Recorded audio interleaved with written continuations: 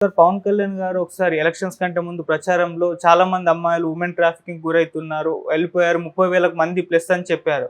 అయితే రీసెంట్‌గా ఒక 9 ఏళ్ల అమ్మాయి రిటర్న్ రావడం మనం చూసాం సార్. సో, వాళ్ళతో కూడా ఆళ్ళు మాట్లాడారు చూసారు. అయితే పవన్ కళ్యాణ్ గారు ఈ 30,000 అమ్మాయిలందరినీ కూడా వెనక్కి తెచ్చే ఒక ప్రయత్నం చేస్తున్నట్టు కూడా వార్తలొస్తున్నాయి సార్. మరి ఏ విధంగా అంటారు సార్? తీసుకొచ్చే అవకాశం ఏమన్నా కనిపిస్తుందంటారా? పవన్ కళ్యాణ్ 22వ తేదీ ఛార్జ్ తీసుకున్నాడు. ఛార్జ్ తీసుకున్న రోజు నుంచి కూడా పవన్ కళ్యాణ్ చాలా అవిశ్రాంతంగా పనిచేస్తున్నాడు. సమీక్షలు చేస్తున్నాడు. తర్వాత జనవాణి పేరుతో ప్రజలతో మాట్లాడి వాళ్ళ అర్జీలు తనే స్వయంగా తీసుకుంటున్నాడు. సో, కొంత తను నిశ్శబ్దంగా పనిచేసుకుపోవడం మీద ఫోకస్ చేస్తున్నట్టుగా మనకు కనబడుతుంది. 5 శాఖలు ఆయనకిచ్చారు. 5 శాఖల మీద ఫస్ట్ ఏందంటే ఆ శాఖల మీద పట్టు కోసం ట్రై చేయడం, ఏ ఏ శాఖల్లో ఏమేమి జరిగింది, ఇంకేమేమి జరగాల్సి ఉంది, ఫండ్స్ పరిస్థితి ఏంటి, ఇవన్నీ ఆయన క్షుణ్ణంగా అధ్యయనం చేస్తున్నాడు. అదే క్రమంలో గతంలో అతను ఆరోపించాడు, అది మనం కూడా చాలాసార్లు చెప్పుకున్నాం, అదైతే క్లియర్గా బాధ్యతారాహిత్యం అని కూడా చెప్పుకున్నాం. ఎందుకంటే 30,000 మంది పైగా మహిళలు మిస్సింగు, రెండోది ట్రాఫికింగ్లోకి వెళ్ళారని చెప్పారు. మిస్సింగ్ వేరు, ట్రాఫికింగ్ వేరు, ఆ రెండింటిని కలిపేసి చెప్పాడు. చెప్పడమే కాకుండా నాకు కేంద్ర నిఘా సంస్థలు సమాచారం ఇచ్చాయని చెప్పాడు. అయినా కూడా ఒక బాధ్యతగా కలిగిన రాజకీయ నాయకుడిగా ఆయన ఏం చేయాలి? కేంద్ర నిఘా సంస్థలు ఫస్ట్ ఆఫ్ ఆల్ ఈయనకే ఎందుకు ఇచ్చాయి, హోంశాఖకి ఎందుకు నోటిఫై చేయలేదనేది పెద్ద క్వశ్చన్ మార్కు. అది బీజేపీ వాళ్ళు ఖండించలేదు, ఏమీ జరగలేదు. సో అది క్లియర్గా పొలిటికల్ స్ట్రాటజీ తప్ప వాస్తవం అయితే కాదు. ఎందుకంటే అన్ని రాష్ట్రాల్లో కూడా మిస్సింగ్ కేసులు అనేవి ఉంటాయి. మిస్సింగ్ అందరూ కూడా ట్రాఫికింగ్కి వెళ్ళరు. మిస్సింగ్ వేరు, ట్రాఫికింగ్ వేరు. ఒక అమ్మాయి అబ్బాయి లేచిపోతే పోలీస్ స్టేషన్లో కేసు పెడితే మిస్సింగ్ అని రాసుకుంటారు.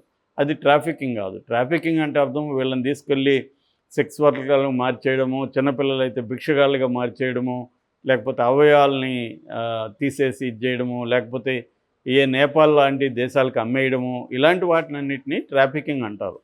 సో మిస్సింగ్ అందరూ ట్రాఫికింగ్ కారు.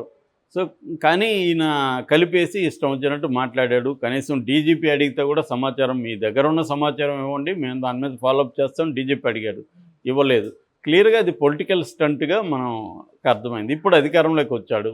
అధికారంలోకి వచ్చినాకైనా దాని మీద ఆయన దగ్గర సమాచారం నిజంగా ఉంటే ఇవాళ ఆయనే కదా డిప్యూటీ సీఎం, మరి దాని మీద ఇప్పటివరకు ఎందుకు చేయలేదు అనేది పెద్ద క్వశ్చన్. అయితే ఈ మధ్యలో ఒకటి జరిగింది. అదేంటంటే భీమవరానికి చెందిన శివకుమారి అనే ఒక ఆమె పవన్ కళ్యాణ్ కలిసి, సార్ ఇట్లా నా కూతురు 9 నెలలకు ముందు మిస్ అయింది, ఒక అబ్బాయితో ఇక్కడ మాచవరంకి సంబంధించిన ఒక అబ్బాయితో రామవరప్పాడు అబ్బాయిది, ఆ అబ్బాయితో తిరిగింది, లాస్ట్ అబ్బాయితో కలిసినట్టుగా మాకు సమాచారం ఉంది, ఆ తర్వాత లేదు, మేము మాచవరం పోలీస్ స్టేషన్లో కంప్లైంట్ ఇస్తే వాళ్ళు పట్టించుకోలేదు అనేది ఆమె కంప్లైంట్ చేసింది.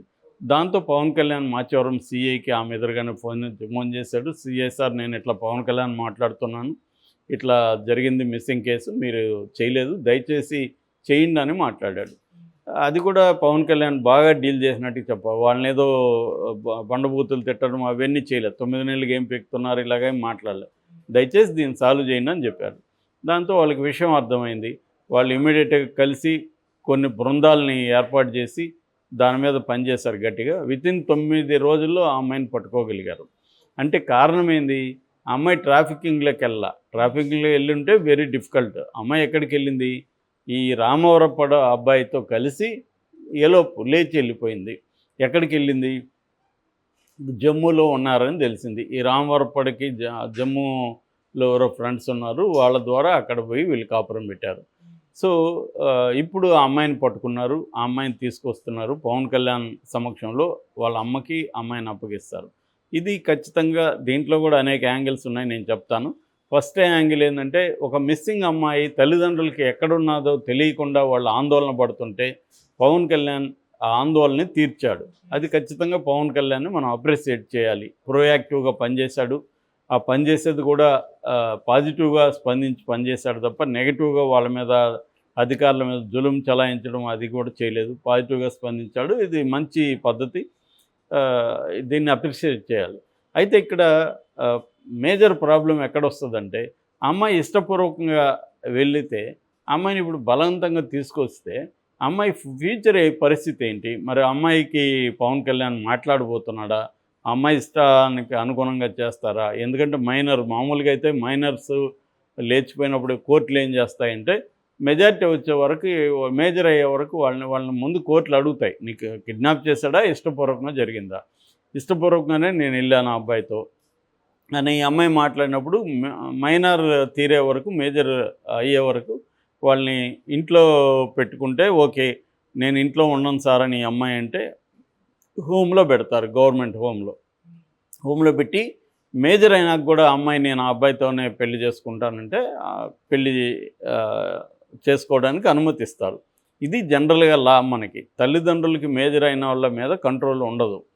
వాళ్ళు ఏమైనా చెప్పచ్చు, సజెస్ట్ చేయొచ్చు తప్ప వీళ్ళు చెప్పిన వాడిని పెళ్లి చేసుకోవాలని రూల్ ఏం లేదు. కాబట్టి లీగల్ పాయింట్ చెప్తున్నా నేను. కాబట్టి ఇప్పుడు ఈ అమ్మాయి మైనరా కాదా, ఇంకా మైనర్ అయినా, 9 నెలలకు ముందు మైనరా, ఇప్పుడు కూడా మైనరా, ఈ డీటెయిల్స్ ఏమీ ఎవరు చెప్పట్లేదు. సో ఇప్పుడు ఆ అమ్మాయి ఒకవేళ మైనర్ అనుకుంటే ఏం జరగాలి? ఆ అమ్మాయిని అడగాలి. పవన్ కళ్యాణ్ అడుగుతాడా, పోలీసులు అడుగుతాడా, ఎవరు అడుగుతాడని పక్కన పెడితే అడగాలి. అడిగినప్పుడు ఆ అమ్మాయి నేను ఇష్టపూర్వకంగా అబ్బాయిని వెళ్ళానంటే అబ్బాయి మీద కేసు పెట్టకూడదు.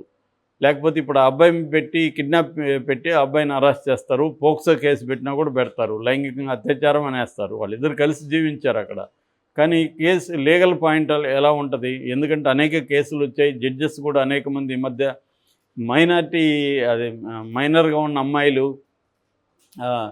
వీళ్ళే సెడ్యూస్ చేస్తున్నారు అబ్బాయిల్ని. సెడ్యూస్ చేసినాక వాళ్ళిద్దరూ లైంగికంగా కలిసినప్పుడు తల్లిదండ్రులు వెళ్ళి వాడి మీద పోక్సో కేసు పెట్టేస్తున్నారు, అతని లైఫ్ నాశనం అయిపోతుందని చాలామంది హైకోర్టు జడ్జెస్ వాపోతున్నారు. అందుకని ఈ ఏజ్ని తగ్గించామని 18 ఏళ్ళ నుంచి 16 ఏళ్ళకి తగ్గించేయండి. ఎందుకంటే అమ్మాయిలు చాలా ఫాస్ట్గా ఉన్నారు. ఇవాళ టెక్నాలజీ అనేక మార్పులు జరిగాయి. ఇంకా 18 ఇయర్స్ పెట్టడం కరెక్ట్ కాదు. దీనివల్ల చాలామంది అబ్బాయిల భవిష్యత్తు నాశనం అవుతుంది అనేది కోర్టులు బాధపడుతున్నాయి, కోర్టులు ఆవేదన వ్యక్తం చేస్తున్నాయి. ఎందుకంటే వాళ్ళు క్లియర్గా కేసు మొత్తం పూర్వాపరాలు నీట్గా అర్థమవుతాయి కాబట్టి. సో దీన్ని కూడా పరిగణలోకి తీసుకోవాలి. జస్ట్ మిస్సింగ్ కేసు కాబట్టి తెచ్చేశాడు అంటే ఇప్పుడు ఏదో వాళ్ళు హ్యాపీగా ఉన్న వాళ్ళని తేవడం అనేది ఆ ఇద్దరిని ఇబ్బంది పెట్టినట్టే కదా పవన్ కళ్యాణ్. ఇక్కడ అంటే మనకి ఎమోషనల్ డ్రామా ఇది కనబడుతుంది. తల్లి వచ్చి ఏడ్చింది, పవన్ కళ్యాణ్ 9 నెలల్లో సాధించలేదు, 9 రోజుల్లో ఈ యాంగిల్ బాగానే ఉంది. కానీ కనిపించిన యాంగిల్ ఏంటి? ఆ అమ్మాయి అబ్బాయితో హ్యాపీగా ఎక్కడో ఉంటే వాళ్ళిద్దరిని చెడగొట్టి వాళ్ళిద్దరిని తీసుకొచ్చి వాళ్ళ జీవితాలను నరకం చేస్తున్నారా అనేది చూడాలి. ఎందుకంటే ఈ తల్లిదండ్రులు ఒప్పుకుంటే ఎందుకు పోతారా అసలు? ఫస్ట్ ఆఫ్ ఆల్ ఇవాళ మనం అనేక పరువు హత్యలు చూస్తున్నాం. తల్లిదండ్రులు అతి దారుణంగా పిల్లల్ని చంపేస్తున్నారు. మొన్ననే ఒకటి చెప్పుకున్నాం, వాళ్ళని మంచిగా పిలిపించి అల్లుడిని 5 ఏళ్ల తర్వాత మందు పార్టీ ఉంది రా నువ్వు మనం హ్యాపీగా కలుద్దామని పిలిపించి దారిలోనే చంపించేశారు తల్లిదండ్రులు. అలా అంత ఘోరంగా వ్యవహరిస్తూ ఉన్నారు వాళ్ళ తల్లిదండ్రులు. అందుకని వీళ్ళ తల్లిదండ్రులు భయపడి పిల్లలు ఏం చేస్తున్నారు, పారిపోతున్నారు. ఇప్పుడు అలాగా పారిపోయిన ఒక జంట ఇది, నో డౌట్. అలా పారిపోయిన జంటని పవన్ కళ్యాణ్ పట్టుకొచ్చి ఏమన్నా జరిగితే వాళ్ళకి పవన్ కళ్యాణ్ బాధ్యత వహిస్తాడనే చూడాలి. అంటే ఒక సంఘటనకి అనేక కోణాలు ఉంటాయి. మనకి ఒక కోణమే ప్రొజెక్ట్ చేస్తూ ఉంటారు.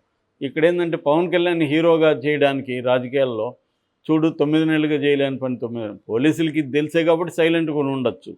ఎందుకంటే వాళ్ళిద్దరు వెళ్ళారు, వాళ్ళిద్దరు ఇష్టపూర్వకంగా వెళ్ళారు అనేది పోలీసులకి తెలిసి ఉండొచ్చు, సైలెంట్గా కూడా ఉండొచ్చు. కాబట్టి ఈ రెండో యాంగిల్ కూడా తీసుకురావాలి. అది కూడా పవన్ కళ్యాణ్ మీద బాధ్యత ఉంటుంది. ఒకవేళ నిజంగా అమ్మాయి ఇష్టపూర్వకంగానే వెళ్ళుంటే ఖచ్చితంగా వాళ్ళిద్దరిని కలపాలి, ఆ అబ్బాయిని అరెస్ట్ చేయకూడదు. అది జరగాలి. మరి పవన్ కళ్యాణ్ అది చేస్తాడా లేదా అని చూడాలి. Okay sir. That is one angle. రెండవ యాంగిల్, ఈ 30,000 మందిని కూడా పవన్ కళ్యాణ్ తీసుకొస్తాడా, అది నిజమా? ఇప్పటి వరకు అయితే ఏమీ చేయలేదు, అది అబద్ధమే.